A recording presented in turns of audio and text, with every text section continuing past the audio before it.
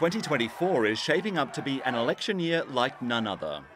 We want to make sure that we have a big victory. That's going to be you're going to be all over the world. They're going to be watching this. We're at an inflection point in our history where the decisions made in a short period of time we're in now are going to determine the course of this country and the world for the next 6 or 7 decades.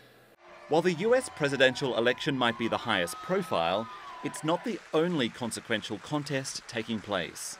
This is a hugely significant year for democracy. It depends how you count it or exactly what you classify as an election, but by some measures there are at least 40 national elections happening in 2024.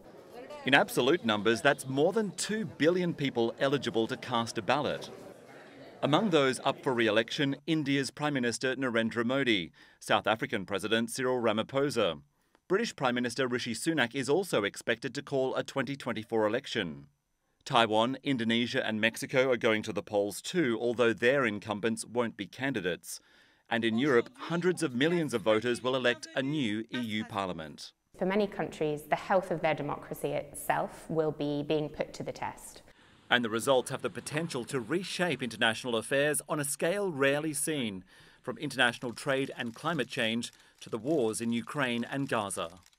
While the results of some elections are all but guaranteed, others will be a genuine contest, meaning a relatively small shift in voter support could affect the outcome. That amplifies the potential impact of disinformation. And experts warn that risk is made even more significant by the fact that these elections are coinciding with a boom in artificial intelligence. That brings with it the prospect of deepfake content like this. This is an AI-generated video showing just how far technology has come in recent years. Even Vladimir Putin, who is all but certain to be re-elected Russian president in March, appeared momentarily surprised when confronted by a computer-generated version of himself. People should be scared because the technology is enabling the creation of fake videos that could be very persuasive with the ordinary voters. People are not going to be able to distinguish the fake videos from real ones. Are governments ready for what's coming down the line? Governments are not ready. There are literally no guardrails in place. That puts more of an onus on technology companies to step in. Meta, which owns Facebook and Instagram, says it's adapting its approach to deal with the challenges posed by artificial intelligence.